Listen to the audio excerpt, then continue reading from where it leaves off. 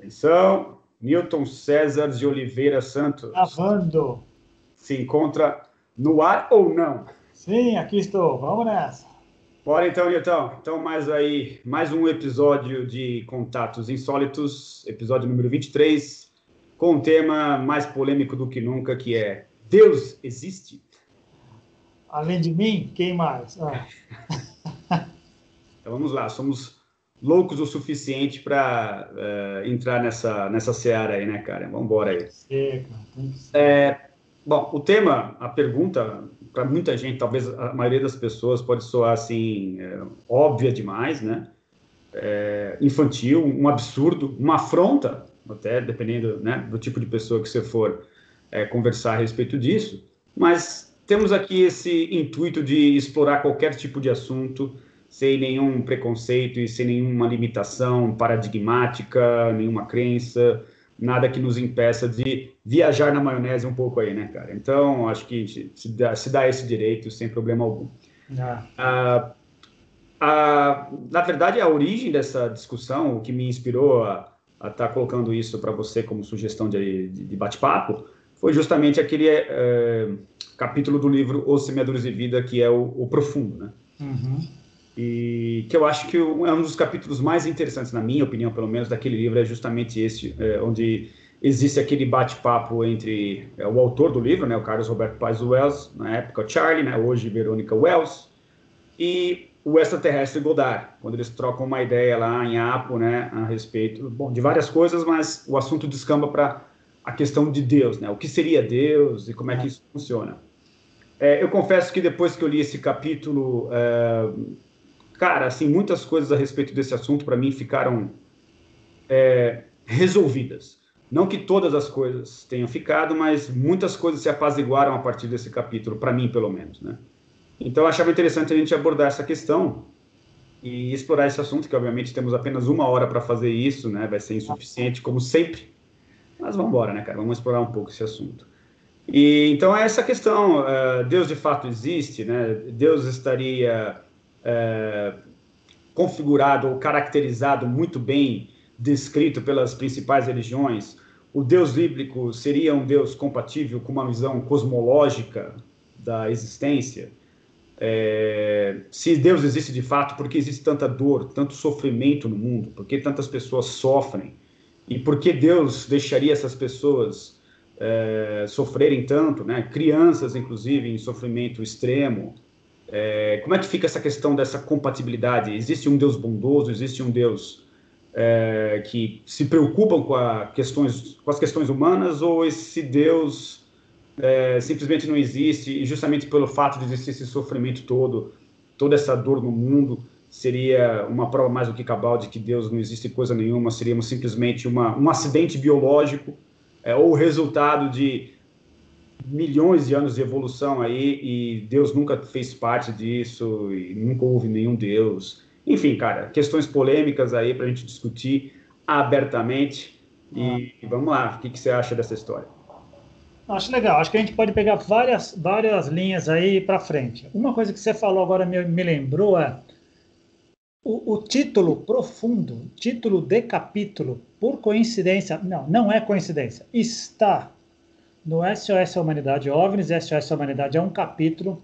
Então, deu tempo do Benítez chegar lá, meses depois de Rama ter começado, entrevistado os meninos e eles terem chamado ele e falado com ele sobre esse conceito, e foi importante o suficiente para ele nomear um capítulo. Ponto 1. Ponto 2. Também é o título do capítulo do primeiro livro do Sixto original, não que ele depois manipulou para ele, Os Guias Extraterrestres e a Missão Rama. E ele não teve uma conversa, que eu me lembre, ele não teve uma conversa específica com o Oxalc sobre isso. Mas ele teve uma reunião no conselho, e ali foi dito, inclusive era uma planta que representava o profundo. É uma outra abordagem. E depois nós temos o capítulo do Os Semeadores de Vida com o Carlos Paz. Ele resgata a ideia que ele teve e a conversa que ele teve com o Goddard. Esse é um ponto que a gente podia resgatar, que acho que é legal, principalmente a parte do Carlos Paz. Esse é um ponto. Segundo, eu acho que seria muito legal se a gente começasse a tentar ver como esse conceito foi mudando para a gente, e qual é esse conceito hoje. Porque eu te digo, o conceito exato de profundo foi meu durante muito tempo. Não é mais. Ah, tá. Não é mais. Não é que ele vai mudando, porque tudo está mudando, o próprio conceito vai mudando, a gente vai evoluindo e tal, né? Mas Eu não sabia disso. Eu não sabia, eu não tinha essa informação, tá surgindo em primeira mão aqui na nossa gravação. Eu não sabia disso. Eu achei que porque, na você. verdade, eu estou reconceituando tudo o tempo inteiro, mas eu só percebo quando, por exemplo, pessoas como você chamam a atenção, eu volto, mas eu pensei assim, mas já não penso mais. E geralmente eu tendo a ser mais transcender e incluir o anterior. Eu tento respeitar isso que eu acredito, né? Mas vamos lá. Você lembra mais ou menos do conceito do profundo, do Carlos que estava lá?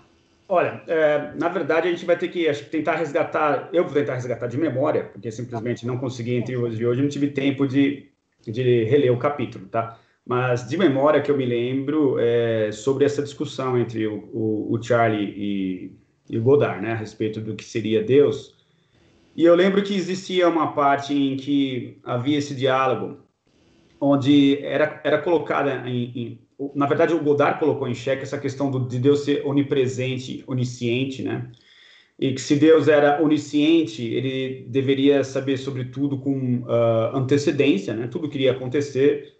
Então, ficaria estranho você criar algo já com tudo realmente planejado e ficaria muito estranha essa questão de que se você tem a necessidade de criar algo já sabendo tudo como vai ocorrer, para que criar isso? Para que se despender todo esse tempo, já que está tudo dentro da sua mente, por que essa necessidade de criar, né? Esse é um aspecto.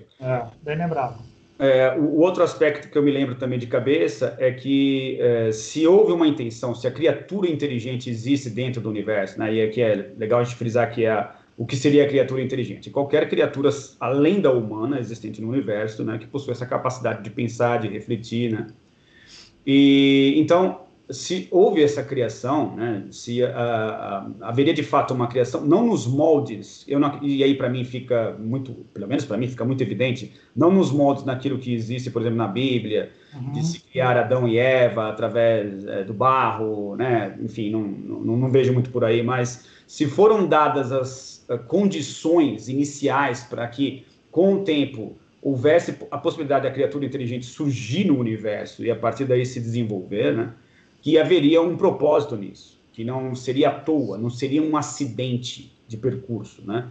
E a partir do momento que haveria um propósito para essas criaturas existirem, se houve esse propósito, houve um pensamento original, né? Houve um raciocínio, e se houve um raciocínio, parte do princípio que essa criatura, esse ser, essa energia, seja lá o que for original aí, Deus, qualquer nome que a gente queira dar para isso, partiu desse princípio de que pensou, e essa necessidade de pensar nos traz a ideia de que existe a necessidade, e se existe uma necessidade, existe algo a ser preenchido, existe algo a ser completado, algo a ser atingido, um objetivo, etc.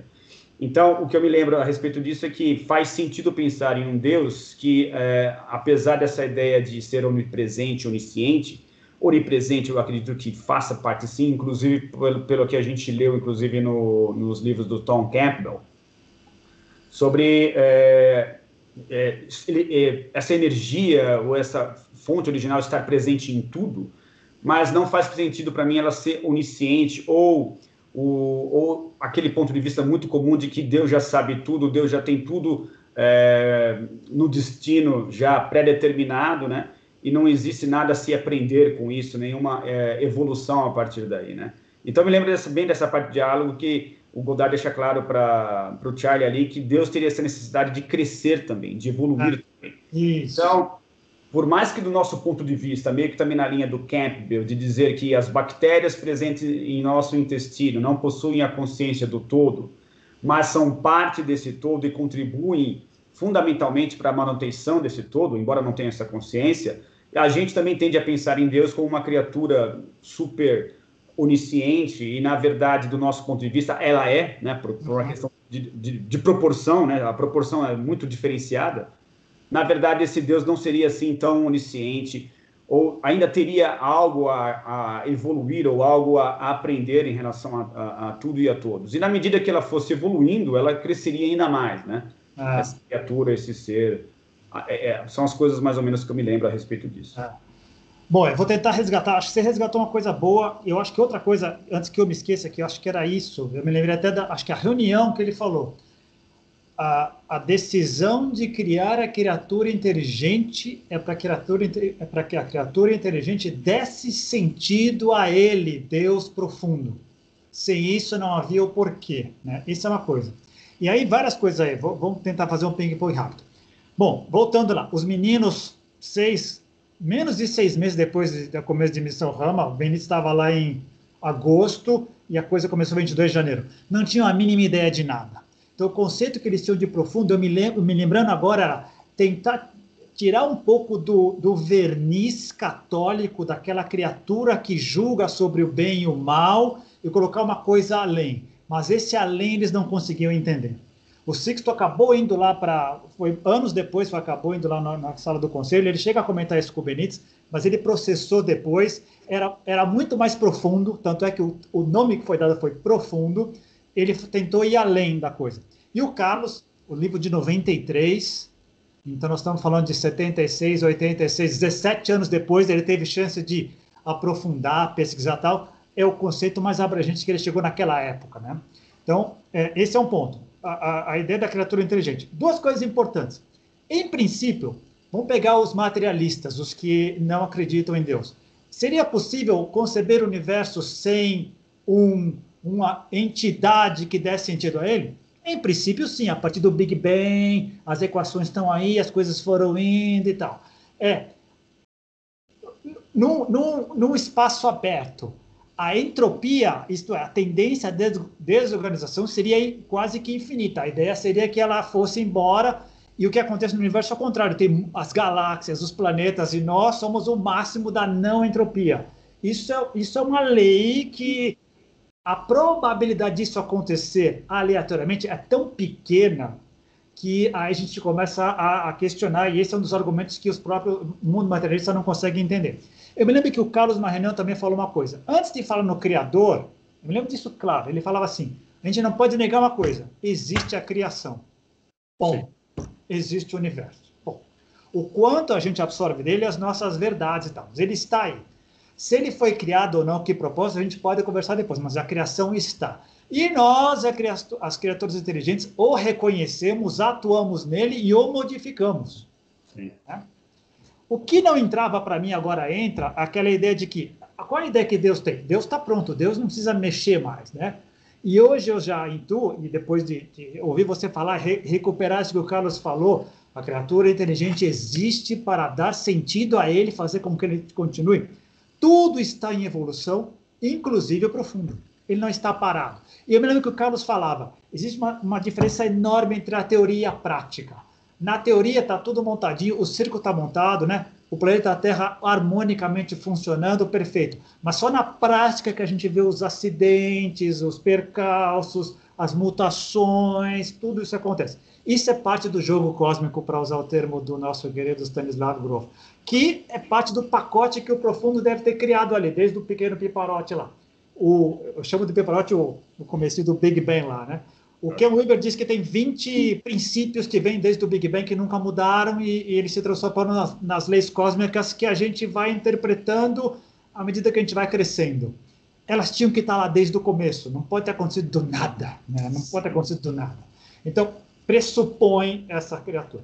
O que os materialistas dizem é legal, mas quem criou Deus? Eles começam com essa pergunta. Quem criou Deus? Então, e aí eu vou no cerne, que é o seguinte. O Caibalion e outras teorias filosóficas, e outras linhas filosóficas dizem o seguinte. Não vai ser intelectualmente que nós vamos entender essa entidade. Ela transcende a isso. Não será. Tanto é que o Caibalion chama de o todo, né, que é outro termo que se dá, o todo é incognoscível. E já que você mencionou o Big Bang, né, muitas pessoas, algumas pessoas, não muitas, mas algumas pessoas alegam que, na verdade, a existência do Big Bang seria uma prova, entre aspas, de que Deus existiria, porque o que provocou, na verdade, essa grande explosão, né? Então, algo o provocou isso. Se você pegar algumas linhas científicas mais de ponta, né, você tem a teoria das membranas, né, ou seja, um universo colidindo contra o outro, e isso poderia possibilitar, a partir daí, a criação de um outro universo, né? Ou seja, da colisão de dois universos anteriores, isso criaria um outro. Então, isso criaria ou mais um ciclo muito maluco, que a gente não tem condições, acho que massa cerebral suficiente para processar esse tipo de coisa, né? Mas o problema não seria resolvido, né? Ou seja, embora haja aí essa questão do Big Bang, de que muitos querem colocar, tipo assim, um ponto final, olha, realmente, a origem foi essa, Deus existia antes disso. Existe essa outra teoria de que entre a colisão entre um universo e outro, isso pode ter criado um outro universo, e aí já existiam outros universos antes desse. Também tem a teoria das cordas, né, que fala que não existe só esse universo, existem muitos outros, né, a teoria do multiverso. Então... E lembrando uma coisa que é legal também, a gente sempre voltar, tem um texto do Ken Wilber, Perguntas Quânticas, Quantum Questions, em que ele lista 17 físicos e todos eles místicos, todos eles dizendo a física, que é a mãe das ciências duras, tem seus limites. Ela explica algumas coisas, mas não explica outras coisas. Einstein acreditava em Deus, mencionava Deus toda hora, só que não entrava nas equações. Ele sabia exatamente tirar. Newton era louco também, era outro místico. Toda essa turma sabia diferenciar as coisas, né? E qual era o grande desafio? Como não era possível conceber isso intelectualmente, se experimentava de outras maneiras. Aliás, faltava o quê? Faltava o que para nós ainda falta hoje. Linguajar, como expressar alguns tipos de experimentação. Né?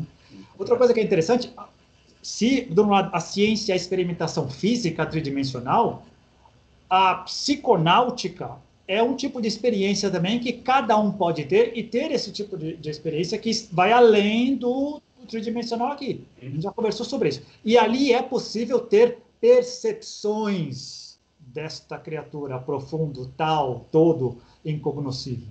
Mas fica complicado retornar para essa realidade aqui e tentar explicar com o linguajar que possuímos e as dificuldades que nós possuímos para conceituar esse tipo de coisa, né? Realmente fica complicado. A experiência, às vezes, falta palavras, que elas também estão muito limitadas e circunscritas a essa vivência tridimensional.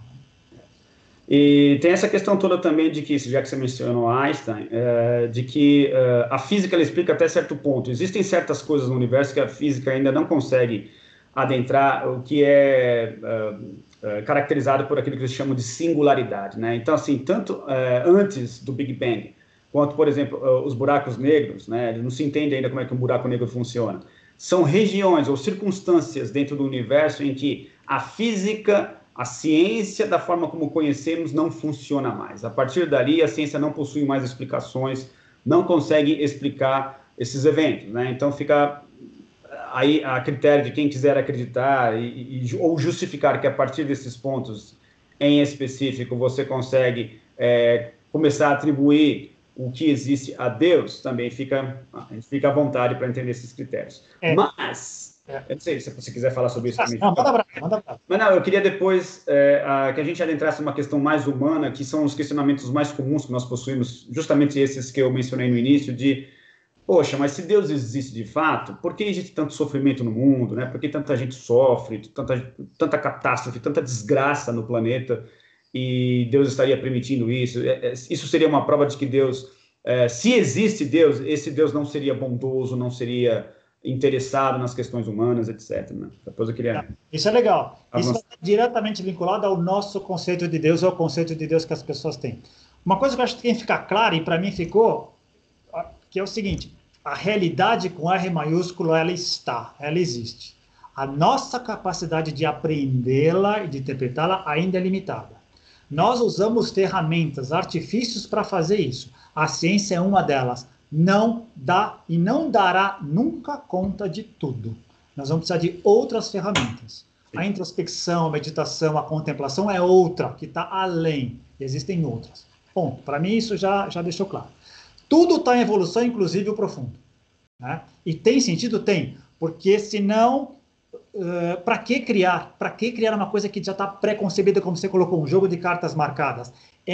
E com essa autonomia que a gente tem, aí nós vamos começar a responder as suas perguntas. Se vai criar uma criatura inteligente que é um fantoche, que eu posso manipular do jeito que eu quero, que eu posso destruir a maneira quando eu quiser, a meu bel prazer, porque está me desobedecendo, esse Deus é um Deus com D minúsculo, é um Deus limitado, é um Deus, com todo respeito que ninguém se ofenda, é um Deus bíblico. É um Deus antropomórfico de 3.000 anos atrás, criado e que não resiste a hoje. Não resiste a hoje, não resiste aos nossos pensamentos de hoje. Né?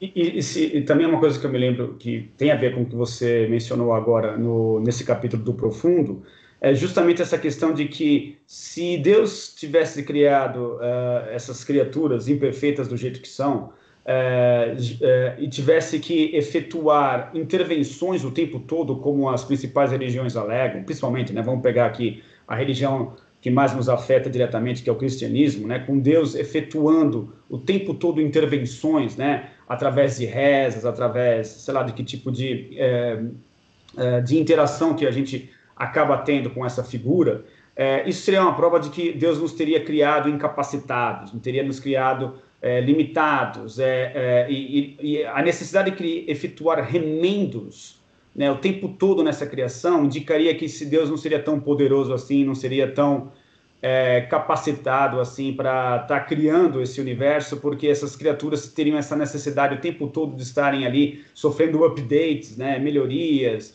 ou intervenções, ou seja, nos traria uma ideia de que desse Deus aí estaria bem limitado, lógico, né, salvo as devidas proporções, em suas ações. Então eu lembro que no capítulo ele menciona, né, que justamente se a gente quer acreditar que Deus tenha realmente esse poder todo, seja realmente uma criatura muito diferenciada e próxima do conceito que a gente tem da coisa mais poderosa que existe, necessariamente ele teria que ter criado uma criatura ou criaturas que tivessem todas as condições ali armazenadas ou de antemão, né? Ou seja, as condições iniciais, todo o ferramental inicial. Uhum. Isso. Todo o ferramental, toda a capacidade de, a partir daquele momento, andar sozinho, né? De caminhar sozinho e não precisar dessas intervenções e esses remendos ao longo do caminho. Então, aí eu me lembro desse ponto que para mim ficou muito marcado, de que Deus teria dado todas as condições iniciais para o universo existir e se desenvolver a partir daí, e de que ele não interviria mais na sua criação a partir desse momento. As leis universais estariam jogadas, os princípios, a origem de tudo estaria ali presente, de uma forma embutida, né? Logicamente não sei te descrever como isso teria ocorrido, mas a partir do momento do Big Bang, por exemplo, estariam lançadas todas essas leis e nós hoje aqui seríamos o resultado dessas leis ao longo do tempo, né? E teríamos essa condição que você mesmo falou desse livre-arbítrio, dessa condição relativamente autônoma para estar atuando dentro do mundo ou dentro do universo, sem que Deus esteja interferindo o tempo todo em nossas ações. É perfeito. Um Deus que cria criaturas imperfeitas e precisa fazer correções é um semideus. É um daqueles dos deuses do Olimpo, gregos que se miscuem com os humanos aqui, têm sensações aqui. São semideuses, né? Não é um Deus com D maiúsculo, não seria um Deus com D maiúsculo que a gente pressuporia. Teria que ser uma criatura na falta de um nome melhor, mas uma força, um poder, uma entidade com tamanha envergadura, capaz de criar seres que fossem capazes de questioná-lo e ter uma autonomia de crescimento e entrar num jogo com essa autonomia total, sendo responsável por si, assumindo a sua responsabilidade e não jogando para cima. Seria, inclusive, previsível que no processo de desenvolvimento essa criatura começasse a perceber e a questioná-lo também. Sim. Seria previsível. A gente está olhando agora. Qual é o paralelo que eu comecei a fazer lendo esses autores de desenvolvimento humano? O desenvolvimento humano do bebê ao adulto tem muita similaridade com o desenvolvimento da sociedade e da humanidade. Né? Então, de um certo tempo, vou pegar a humanidade e dividir em 3 pedaços, assim que eu estava lendo outro dia. Um é a era pré-moderna. Na era pré-moderna, que inclui a parte arcaica, mágica, mítica, Deus está em tudo. Por quê? Porque eu não sei explicar nada. Então, Deus está em tudo. Deus está na chuva, Deus está no sol, Deus está em tudo. Chega o momento da era moderna, o iluminismo. Deus não existe. Eu sou capaz de explicar tudo. A ciência será capaz de explicar tudo. Se não for agora, vai ser daqui a 100 anos. Espere, a gente já está sofrendo isso até agora. Algumas pessoas, aguarde, nós vamos explicar algumas coisas. E realmente, a ciência vem explicando algumas coisas, mas há terrenos que já dá para dizer, essa parte interior não há como, não há. Abriu-se o cérebro, não se encontrou a consciência. Ponto, ponto. Né? Então, de um tempo para cá, então, até a era moderna, Deus está em tudo, mas numa época infantil, mágica, arcaica. Iluminismo, era moderna, mais ou menos 400 anos. Deus não existe. Deus está morto, diria Nietzsche. Não precisamos de Deus. E agora, entrando na fase integral, na fase pluralística, que a gente passou de arcaico, mágico, mítico, racional, pluralista, estamos entrando na parte integral. Puxa vida, o que a gente descobriu? Caramba, Deus está em tudo, sim, mas de uma outra maneira. Não que ele explique tudo. Nós somos Deus em potencial. Exatamente. Nós somos isso aqui, é desenvolver isto aqui que nós vamos chegar lá. E os guias são isso, as outras entidades são isso, todas as outras criaturas que transcenderam, que saíram do samsara, que as pessoas têm acesso quando vão e têm meditações e chegam nessas experiências integrais, conseguem ter essa sensação. Perfeito. Incrível esse loop, né? Não, perfeito, perfeito. Você matou a pau agora. Vai ficar até difícil só a partir daí. Vai ficar difícil a partir de agora eu conseguir manter uma linha tão boa quanto. Evolução, é aí que eu te falei. Aí que eu comecei a ver. Está em evolução e continuamos em evolução. A gente vai vendo. Lembra daquela ideia do Shankara? O mundo é uma ilusão. Só Brahma é real, Brahma é o mundo. Aquela ideia, né? Quando o Brahma entra e vai ver o mundo, ele é tudo. Então, ele volta a ser Deus, ele tem consciência de tudo, com tudo que está acontecendo. Então, não tem o prurido, não tem a preocupação de bem, mal, morte, vida. É do jogo cósmico, o acidente, a mutação, tudo é do jogo cósmico. Não é que a criancinha morreu porque Deus não quis, porque você rezou muito. Não porque um avião caiu com 100 pessoas, 94 morreram, 6 sobreviveram, elas são melhores que as 94. Não é por aí. A pessoa acredita nisso, ela pode acreditar, mas para mim ela está naquela fase mágico, mítica, etnocêntrica, tal. Para mim é outra coisa. São as variáveis que estão aí do jogo, que podemos aprofundar, mas eu acho que é mais ou menos por aí do que essa coisa, eu estou protegido, ou me ferrei porque hoje não beijei a minha medalhinha, ou porque rezei uma Ave Maria a menos, ou porque duvidei de Deus. Acho que não é meio por aí. Né? Existem dois pontos aí. Um que você tocou que já era, que ele tinha vinha adiantado, que é essa questão de que muita gente começa a questionar a existência de Deus justamente por observar tantas injustiças, ou tanto sofrimento, tanta dor no mundo, né? E você mencionou bem que isso teria que necessariamente fazer parte do jogo.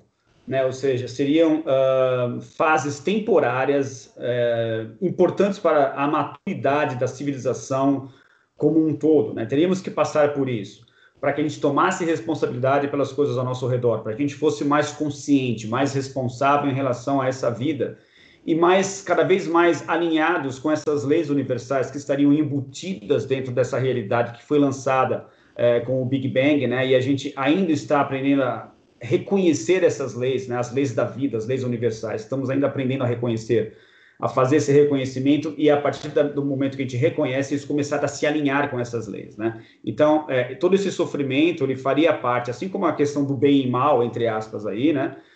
Seria uma condição também temporária, de uma forma em que, enquanto você não está maduro o suficiente, você está sob leis que você não tem controle, né? Sob leis que você não tem a responsabilidade suficiente para tomar as rédeas dessa questão maior. E a partir do momento que você vai se desenvolvendo, vai percebendo que existe isso, o nível de responsabilidade aumenta, o nível de consciência também, né? Eu não sei, a consciência começa, depois vem a responsabilidade, por causa da responsabilidade vem a consciência.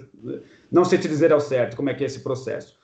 Mas faz sentido você pensar que, com o tempo, né, a sociedade avança, vai caminhando cada vez mais em níveis de consciência cada vez mais mundicêntricos, né, ao contrário, né, o próprio Ken Wilber sempre menciona, né, saindo dessa fase egóica, E o mundo vai deixando de ter essa característica primitiva, ainda muito no começo, ainda muito infantil, e passa a criar condições onde não existe mais espaço para que processos como este ou limitações como essa continuam a ocorrer, porque você tomou as rédeas da vida, né? E um número cada vez maior de pessoas dentro dessa sociedade pensam de forma semelhante e não vão permitir mais que coisas assim ocorram. Então, a partir desse momento, eu creio que, como experiência cósmica, esse planeta deixa de ter essas características, né? E se a gente for pensar na dimensão da alma, do espírito, que tem essa necessidade de reencarnar e aprender, vão ter que necessariamente essas almas encarnar em outros locais onde essas condições ainda prevaleçam,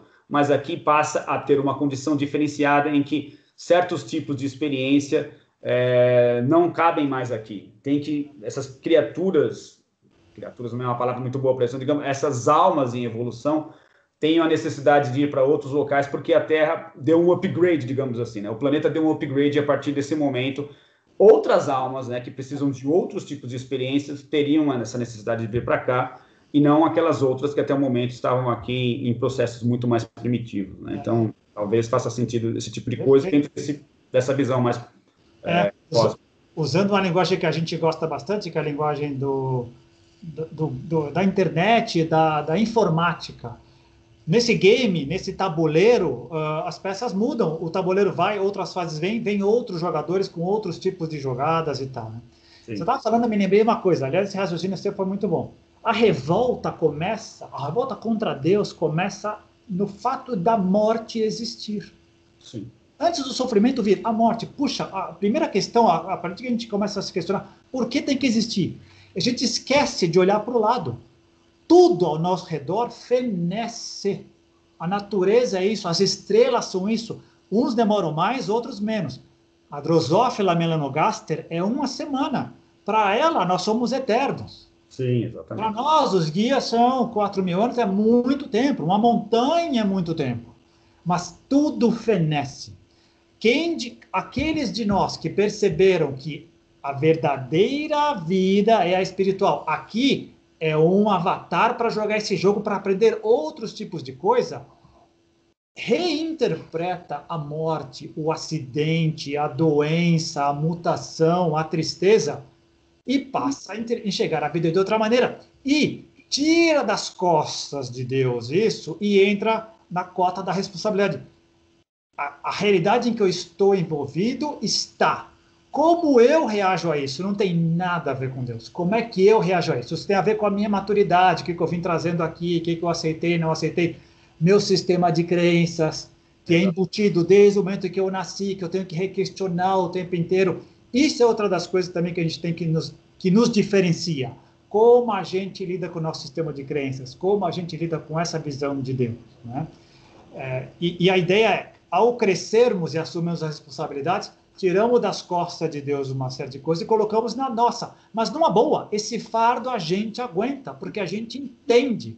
O pouco que a gente entende, tudo bem. E significa que está tudo bem, que a gente não vai sofrer? Não, vai sofrer, vai doer, mas a gente começa a entender alguns dos porquês. Exatamente. Isso já alivia um monte. Isso que Tira um monte de medo, tira um monte de coisa que era muito pesado carregar, não precisa ser, já dá para ficar um pouquinho ereto. Exatamente. E um argumento que pode ser muito legítimo, por exemplo, né, desse que nós estamos mencionando, de que, se a gente for parar para pensar então dessa forma, então a gente não vai fazer nada para melhorar a sociedade, porque então o sofrimento é justificável, né, o mal é justificável, né, a gente vai simplesmente baixar a cabeça e aceitar tudo do jeito que está. Não, muito pelo contrário. A questão é de, à medida que a consciência vai ampliando, você percebe a realidade ao seu redor, você percebe as leis envolvidas, né?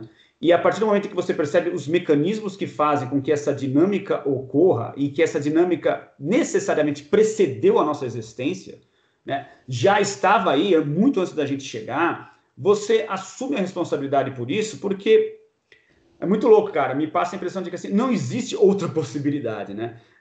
Quando você toma consciência, você percebe que existem regras, você passa ou você abraça isso que você falou dessa revolta toda, né? Revolta contra Deus, a revolta contra a realidade, contra a existência, contra tudo e contra todos, ou você assume de que existem aí leis universais, princípios, objetivos, propósito, que eu acho que é uma palavra muito importante aqui nessa nossa discussão. Existe um propósito, parece existir um propósito aí muito anterior à nossa existência, em que a sua própria existência só faz sentido se você seguir esse propósito, né? A partir do momento que você é contra isso, a sua própria existência fica em xeque e nada faz sentido realmente. Daí muito sofrimento, daí muita dor, porque você está o tempo todo, né, se debatendo contra isso, né? O tempo todo batendo cabeça. A partir do momento que você aceita a realidade do jeito como ela é, não no sentido passivo, mas muito pelo contrário, no sentido responsável, essa dor dilui. Esse alívio ele chega, né? Como você bem disse, não que ele resolva tudo, não que ele te traga todas as respostas, mas porque você percebe que existe um caminho. E esse caminho ele só vai ser percorrido de geração em geração. Não vai ser nessa vida que você vai entender tudo, não vai ser nessa vida que você vai resolver tudo. Mas você percebe que existe um caminho, do nosso ponto de vista, infinito, né, que é esse caminho evolutivo, e de que faz sentido, inclusive, você ter que reencarnar outras vezes para dar conta de aprender o que falta você aprender, né, cara? Todo sentido. Então... Perfeito. É isso aí. Eu vejo isso daí. Vejo mais, de novo, eu acho que todos nós começamos da primeira casinha do jogo de tabuleiro e vamos indo, muitos ficamos nas primeiras casas, por N razões. Porque não fomos capazes, porque fomos mal instruídos, porque o nosso sistema de crenças familiar foi muito forte, por uma série de razões. Todos, teoricamente, tivemos várias oportunidades de irmos além. Não é porque o cara nasceu numa favela, filho de traficante, que ele terá o futuro selado. Não. A experiência histórica da humanidade mostra isso. Mas pode influir? Pode. Pode ser que algumas pessoas não sejam fortes o suficiente naquela encarnação para superar isso? Sim, está mostrado isso. Quando a gente tem 70% da humanidade etnocêntrica e egocêntrica, a gente está vendo que as pessoas não estão conseguindo. Mas, junto com o que a gente falou agora, desse processo de a gente conseguir entender algumas regras, aceitá-las, não usá-las contra nós, mas a nosso favor, junto com ela, até para justificar por que a gente não cruza os braços e acha que está tudo bem e não faz nada, junto com ela vem o amor. E quando o amor vem e vem a compaixão, a gente olha para o lado e vê, eu também fui assim, e faz parte desse processo ir junto, não há como ficar parado e cruzar os braços. Não há como. Não há como querer ser egoísta e se safar sozinho. Ninguém se safa sozinho. Exato. Ninguém está totalmente bem. Quem tem um mínimo de compaixão não consegue olhar para o mundo hoje e ver as pessoas se ferrando, perdendo emprego, uma série de coisas, mesmo que ela esteja bem. A gente falou agora de uma empresa, de várias empresas e muitas pessoas que se deram bem na pandemia. Sim. Mérito delas? Sim. Mas eu tenho certeza que quando elas olham para o lado, tem parentes, amigos, gente que se deu mal. E elas sentem isso. Quem tem esse sentimento, estica a mão. Quem tem esse sentimento, tem essa compaixão e sabe que é junto que a gente vai chegar lá. Ter o mundo material, como é o primeiro, né, a necessidade básica, é o dinheiro, sobreviver, comida, tal, ele é muito forte, ele nos pega muito, chakra básico. Quem fica muito ali, só vê a vida por ali, sofre muito. Quanto mais a gente sobe, fazendo analogia nos chakras, quanto mais a gente sobe nos chakras e quanto mais a gente sobe na interpretação da sociedade, menos sofrimento a gente tem, porque tem mais compreensão.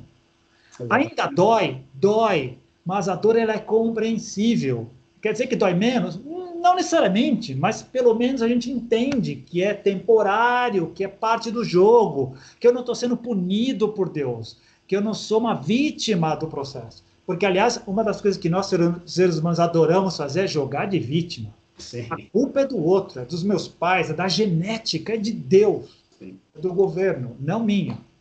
E uma coisa muito legal que você colocou, que é justamente essa questão da... agora me fugiu, cara.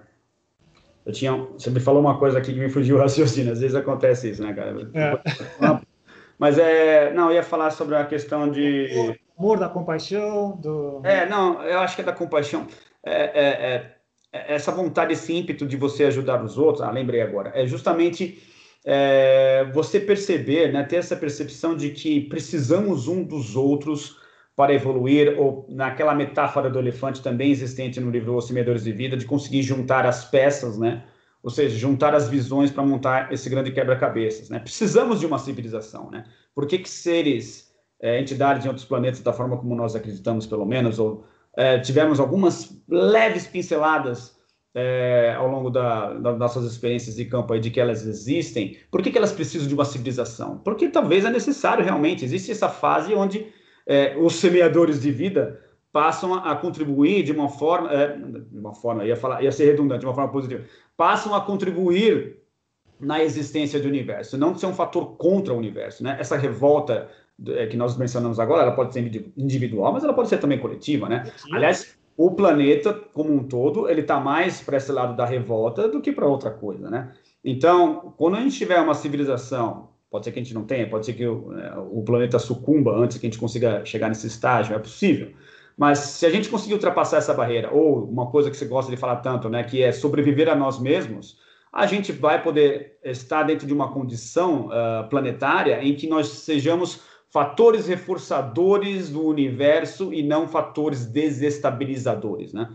Então, eu acho que faz sentido a partir daí. E aí a compaixão faz sentido justamente porque ela é antecedida por essa percepção de necessidade de que todos, ou de que uma grande parte das pessoas, o maior número de pessoas, na verdade, consigam ter esse nível de consciência.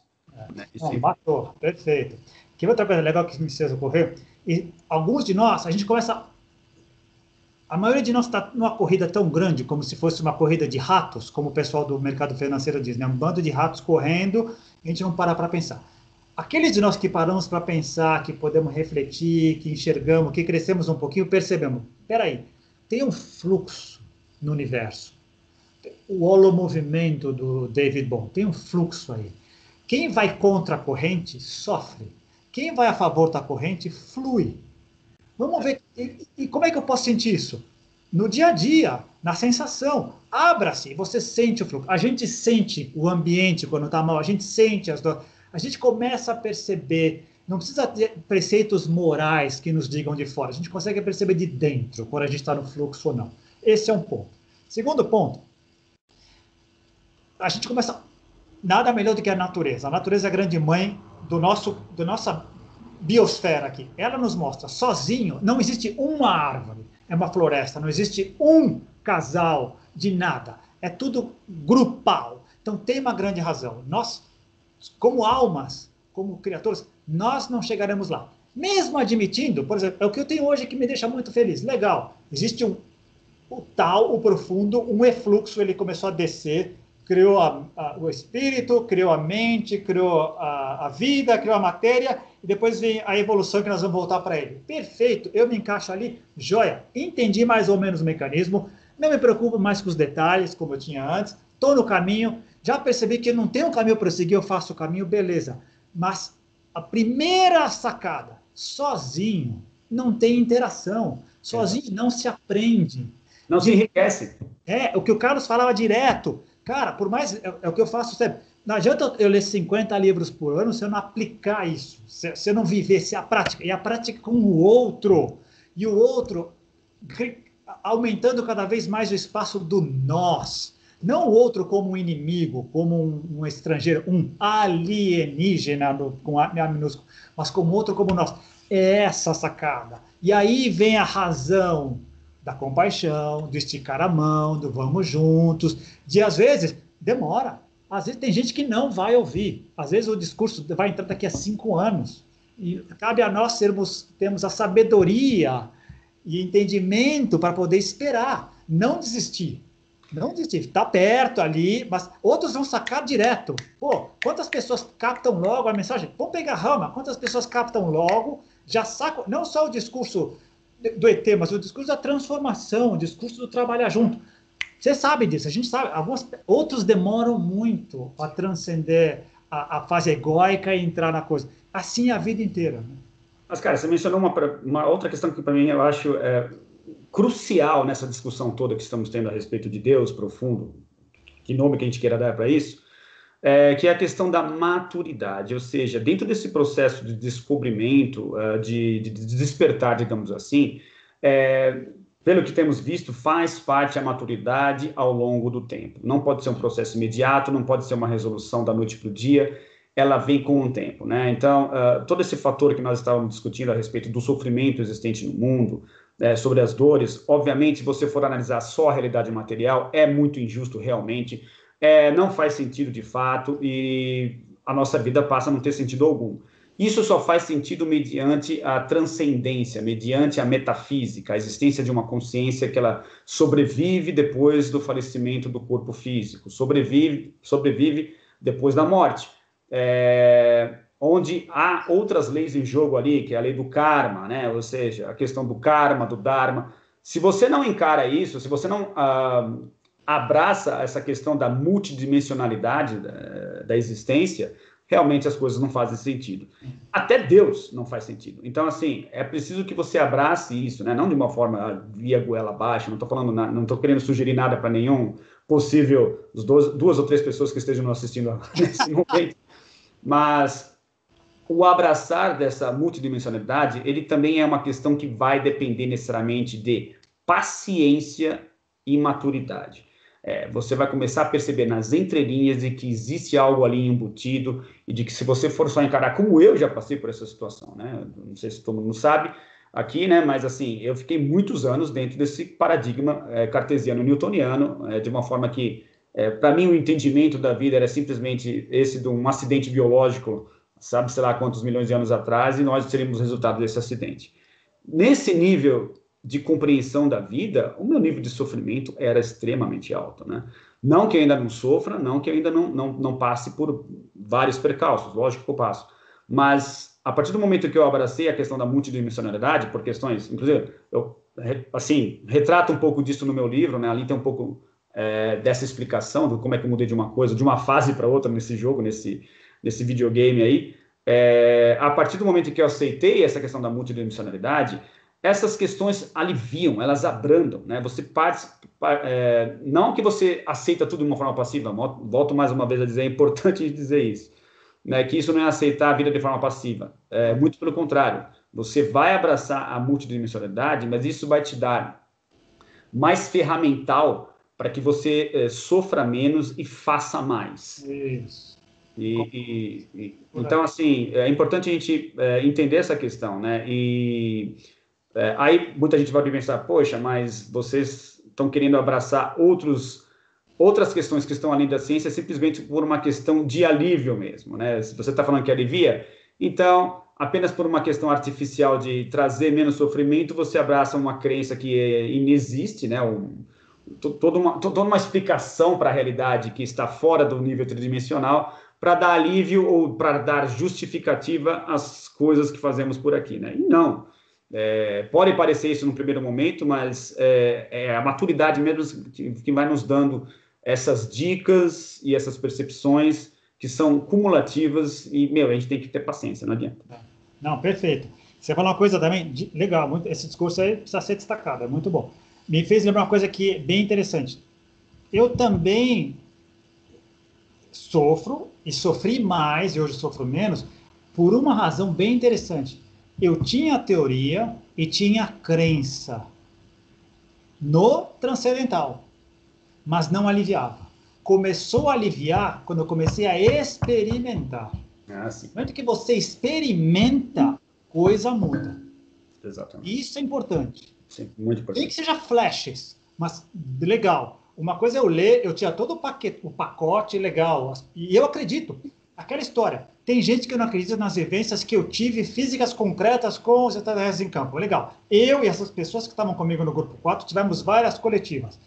Não há o que eu vá dizer para que uma pessoa que não estava lá acredite. Ela tem o direito de não acreditar. Ela tem o direito de questionar a minha sanidade dos outros 7 que estavam comigo. Não há como fazer. Mas se ela vier a experimentar, é outra história. Esse é o ponto 1. Ponto 2. O mundo está muito calcado na ideia cognitiva, intelectual. E a gente tem que lembrar que são vários desenvolvimentos, as linhas de desenvolvimento. Vou dar um exemplo. Eu estou escrevendo agora um livro para uma amiga minha, uma psicóloga, sobre bebês prematuros. Então, qual é a imagem que vem para você de um bebê prematuro? A primeira imagem que vem para você para um bebê prematuro? Um bebê dentro de uma incubadora. Acho. Clássico. Por quê? Porque ele nasceu antes, ele nasceu com menos de 37, menos de 9 meses, 42 semanas. Beleza. A primeira coisa é, vamos salvar a vida do bebê. É a primeira preocupação. Legal. E geralmente é a única. Por quê? Ele nasceu, ele ficou na incubadora uma semana, 40 dias, às vezes fica 3 meses. Legal, salvou o bebê, legal. O que eu aprendi com essa minha amiga psicóloga? E a parte psicológica dele? Quem é que cuida? Se ele nasceu antes da hora, tem uma série de coisas. Ele também, a experiência mostra que os bebês prematuros, quando crescem, têm dificuldade de atenção, têm dificuldade na escola, tem uma série de outras coisas, produto da parte psicológica. E o relacionamento com as outras crianças, a interpessoalidade, existe uma série de outras coisas. Todas essas linhas de raciocínio, elas têm que vir crescendo, e a espiritualidade é uma delas. Quem travar isso vai estar com essa parte falha. Então, é possível que essa pessoa que tem a espiritualidade baixa conceba o mundo e o universo sem esse Deus, sem o profundo? Sim. É possível que ela viva razoavelmente bem? Sim. Vai ter o limite dela. Nós estabelecemos o nosso limite sempre. Sempre. Exatamente. Agora, a questão é, nós temos que encontrar mecanismos de convivência. Esse é o X da questão. Até para ajudá-las a crescer. Às vezes, de novo, tem gente que está com essa linha espiritual bem elevada, mas outras não. Tem exemplos, eu estava lendo outro dia um livro que era Zen in War, o Zen na guerra. Monges e mestres budistas do Japão, desde 1860, apoiaram o militarismo japonês. Apoiaram a guerra e eram contra mulheres entrando nos mosteiros, eram contra homossexuais. Eles eram espiritualmente muito elevados, sim, mas socialmente, em relação interpessoal, muito baixa. Tem muitos deles, e até hoje, se resistem a mulheres não podem entrar aqui, mulheres não podem isso, homossexuais não são seres humanos autênticos. E olha como a gente tende a achar que o guru ele tem que ser guru em tudo. Não, é só uma linha de raciocínio. E as outras? Né? Esse é o ponto também, outro ponto crucial, né, cara? Que é a questão de você integrar as várias linhas, né? Então, para muitas pessoas, as pessoas que, muitas das quais, inclusive, eu convivo, que é os ateus de plantão, as pessoas mais céticas, de que esse tipo de discurso, esse tipo de discussão que estamos tendo, ele é anticientífico, né? E não, muito pelo contrário, né? A gente quer integrar essas coisas, né? Eu acho que tanto eu quanto você somos fãs da ciência, né? Nós não só não vamos contra, como nós somos muito a favor de que a ciência exista e que se desenvolva, né? Então, assim, eu sou super fã de ciência e é um aspecto, uma abordagem da realidade, né, que deve se desenvolver e deve permanecer. Essa é uma abordagem, existem outras abordagens, como essa mesmo que você mencionou, que é a abordagem social, né, a relação entre as pessoas, né, o relacionamento interpessoal. Então, também é um outro tipo de abordagem que precisa ser desenvolvido. O aspecto psicológico é a outra abordagem da realidade que precisa ser desenvolvida. Então, o que o Wilber ele fala muito sobre isso, né, cara, da questão do ser integral, né, da integralidade. Então, eu acho que uma das grandes sacadas é justamente integrar tudo isso.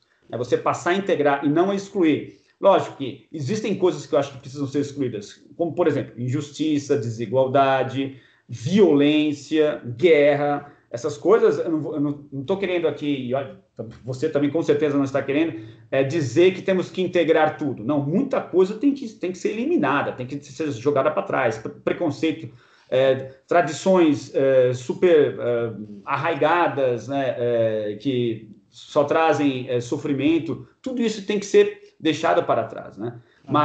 Mas é importante a gente perceber que existem abordagens da realidade que precisam ser integrados dentro de uma dimensão ou uma interpretação da realidade muito maior do que é conseguido através desses focos específicos em abordagens separadas umas das outras. Né? A tendência é que essas linhas de raciocínio que seriam de evolução consciente negativa, isto é, que não leva à continuidade, elas tenderão a desaparecer naturalmente, elevando-se o nível de consciência das várias linhas. Exato. Não haverá espaço. Se a grande massa vier junto subindo, não haverá espaço. Eu vou reconhecer o outro como um outro igual a mim, um nós. Se eu reconheço o outro como um cara como eu, não tem espaço para preconceito, para guerra, etc. Voltando um pouco na ciência, que é genial. Graças a ela, multiplicamos várias vezes a nossa expectativa de vida, melhoramos a nossa qualidade de vida, graças a ela, não há como negar. Também refinamos a nossa capacidade de destruição. Antes dela, éramos capazes de nos destruirmos em guerras mundiais, tal, tribos, nações, hoje somos capazes de destruir o planeta inteiro várias vezes. Tudo é produto dela. De novo, ela é neutra, é o que a gente faz dela que é o X da questão. E o que a gente faz dela, a ação, está diretamente vinculada a nível e estrutura de consciência. É aí que a gente tem que trazer todo mundo junto. E justamente esse trazer todo mundo junto, que é o alinhamento que nós fazemos a esse profundo, ou seja, nos traz de volta a esse alinhamento com o propósito da existência, que é justamente isso que esse ser, essa energia, teoricamente quer, ou o propósito dela estaria vinculado a isso, né?